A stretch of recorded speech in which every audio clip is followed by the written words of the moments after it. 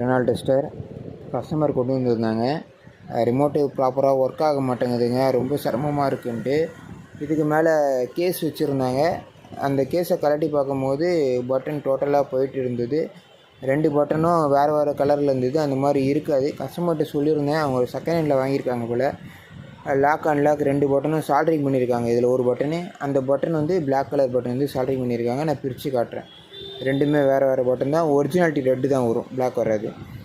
So customer கேட்ட மாதிரியே வேறு பாடியில் ரெடி பண்ணி பக்காவாக கிளியர் பண்ணி ரெடி பண்ணி கொடுத்துருவோம். மேலே லப்பர் கேஸும் போட்டு கொடுத்துருவோம். பேட்டரியும் அன்சைஸில் தான் இருந்தது ஆக்சுவலாக அந்த கீழே.